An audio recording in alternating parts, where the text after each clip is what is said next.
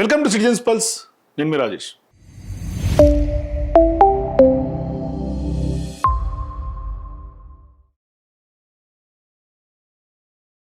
ఇవాళ BRS party senior నాయకులు, మాజీ ఎమ్మెల్యే, నర్సంపేటకు సంబంధించినటువంటి ఉద్యమ నాయకుడు, తెలంగాణ పోరాట యోధుడు పెద్ది సుదర్శన్ రెడ్డి గారు మనతోటి దూరం వెళ్ళిపోయి ఇక లేరు అనే వార్త నిజంగా ఇవాళ అందరినీ కలిచివేస్తుంది.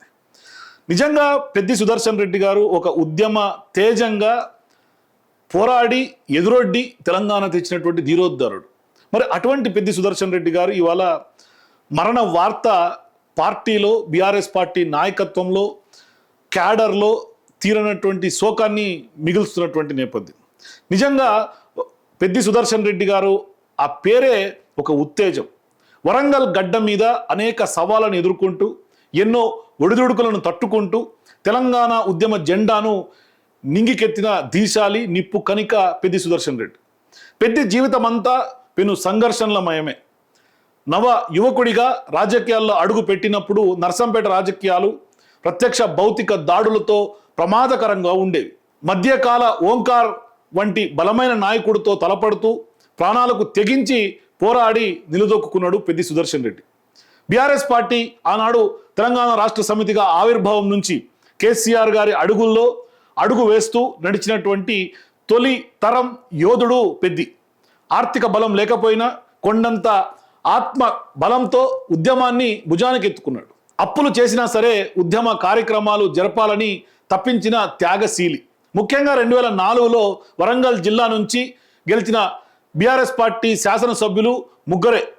ఆనాటి ముఖ్యమంత్రి వైఎస్ రాజశేఖర రెడ్డి కనుసన్నల్లో పార్టీని, ఉద్యమాన్ని వీడి వెళ్ళినప్పుడు ఆ కళ్ళల్లో ఆ సమయాల్లో వరంగల్ జిల్లా టిఆర్ఎస్ అధ్యక్షుడిగా పెద్ది దిక్కులాగా పెట్టని కోటలా నిలబడ్డాడు బీఆర్ఎస్ పార్టీకి. ఉద్యమ శక్తుల్ని కూడగట్టాడు. 2009 ఎన్నికల ఓటమి తర్వాత ఆవహించిన నిశ్శబ్దాన్ని నిప్పు హవను చీల్చుకుంటూ నిప్పు రవ్వలు రాజేసి ఉద్యమ జ్వాలలను రగిలించిన దృఢ ధీరుడు పెద్ది. ఈ అన్ని సందర్భాల్లో తనతో పాటుగా వరంగల్ను తీసుకుపోయి ఉసూరు మనిపించాడు ఇవాళ. అయితే 2014లో తెలంగాణ స్వప్నం నెరవేరి తెరాస అధికారంలోకి వచ్చిన నర్సంపేటలో పెద్దికి విజయం దక్కలేదు. ఆ ఓటమి తెచ్చిన ఆవేదన చాలా మంది క్యాడర్తో, లీడర్లతో పదే పదే పంచుకున్న పెద్ది సుదర్శన్ రెడ్డి ఆ దెబ్బకేమీ కుంగిపోలేదు. మళ్ళా శక్తిని కూడగట్టుకొని 2018లో ఘన విజయం సాధించాడు పెద్ది సుదర్శన్ రెడ్డి. శాసనసభ్యుడిగా పెద్ది సుదర్శన్ 5 ఏళ్ల స్వల్ప కాలంలో నర్సంపేటను తీర్చిదిద్దిన తీరు అపూర్వం. గోదావరి జలాలతో పాకాల చెరువును అనుసంధానించడం ఆ ప్రాంతానికి తాను చేసిన గొప్ప మేలు. మౌలిక వస్తువుల కల్పనలో గణనీయమైన మార్పు తీసుకొచ్చాడు. నర్సంపేట మెడికల్ కాలేజీ సాధించాడు.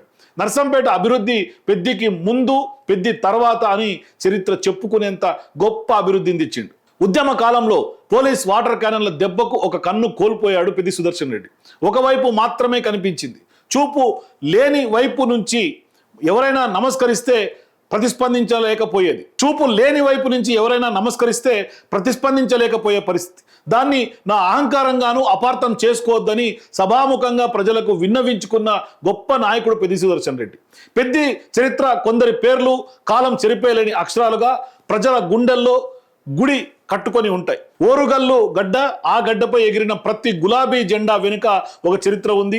ఆ చరిత్రకు ప్రాణం పోసిన ఒక నిజమైన ఉద్యమ సైనికుడే పెద్ది సుదర్శన్ రెడ్డి. నల్లమెల్లి అనే మారుమూల గ్రామం, ఒక సాధారణ మధ్యతరగతి కుటుంబం. అక్కడి యూత్ క్లబ్ నుంచి మొదలైన ఆ ప్రయాణం దగ్గొండి బ్లాక్ కాంగ్రెస్ దాటి తెలంగాణ అమరవీరుల ఆశయాలను నెరవేర్చి గులాబీ దళం వరకు సాగింది. తెలంగాణ వస్తుందా అని అందరూ అవమానించిన చీకటి రోజుల్లో కేసీఆర్ పిలుపునివ్వగానే ముందుకెళ్లి గుండెల్లో జెండా పట్టుకున్న ధీరుడు పెద్ది. 10 ఏళ్ల పాటు జిల్లా అధ్యక్షుడిగా, రాష్ట్ర కార్యదర్శిగా, పోలిట్ బ్యూరో సభ్యుడిగా పార్టీని కంటికి రెప్పలా కాపాడుకున్న సైనికుడు. ఆయన వరంగల్ జెడ్పీలో అవినీతి పడగ విప్పితే సింహంలా గర్జించి చైర్మన్లతోనే రాజీనామా చేయించిన ధీశక్తి ఆయన మన పెద్ది సుదర్శన్ రెడ్డి.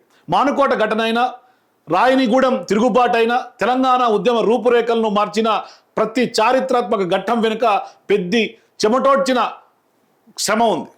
అంతర్జాతీయ చరిత్రే నివ్వెరపోయేలాగా 20-25 లక్షల మందితో వరంగల్లో నిర్వహించిన ఆ అద్భుతమైన తెలంగాణ మహాగర్జన విజయవంతం వెనుక కూడా రాత్రింబవళ్ళు కష్టపడ్డ ఆ తపన కనిపించకుండా ఉంటుందా? ఉద్యమ వేడిని ఎప్పుడూ చల్లారనివ్వకుండా ఓరుగల్లును గులాబీమయం చేసిన కరుడు గట్టిన సైనికుడు పెద్ది సుదర్శన్ రెడ్డి. పెద్ది సుదర్శన్ రెడ్డి తెలంగాణ ప్రత్యేక రాష్ట్ర సాధన ఉద్యమంలో కీలక పాత్ర పోషించడమే కాదు, తెలంగాణ రాష్ట్రం ఏర్పడే వరకు తాను పెళ్లి చేసుకోనని శపథం పూరిన గట్టి దీక్షాదత్తుడు.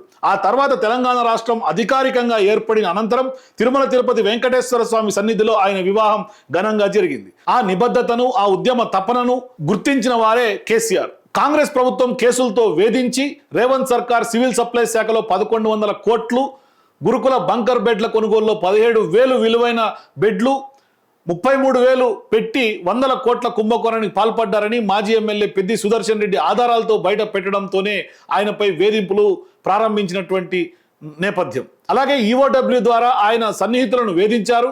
ఆ విషయంలో డీజీపీ సైతం సీఎంఓ చూస్తోందని చేతులు ఎత్తేశారు. అయితే ఇలాంటి లేనిపోని అక్రమ కేసులు పెట్టి ఆయన ఆరోగ్యం దెబ్బతీశారని బీఆర్ఎస్ పార్టీ తీవ్రంగా ఆరోపిస్తోంది. ఇక ఏది ఏమైనా యువత తలుచుకుంటే ఉద్యమాలను ఎలా గెలిపించవచ్చో, ఒక సాధారణ కార్యకర్త కూడా ప్రజా నాయకుడిగా ఎలా ఎదగవచ్చో నిరూపించిన నిజమైన నాయకుడు.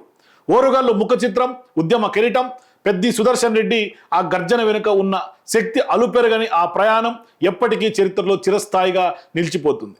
నర్సంపేట మట్టిలో అక్కడ జరిగిన అద్భుతమైన ప్రగతిలో ఆయన ముద్ర చిరస్థాయిగా ఎప్పుడూ ప్రజల గుండెల్లో మిగిలిపోతుంది.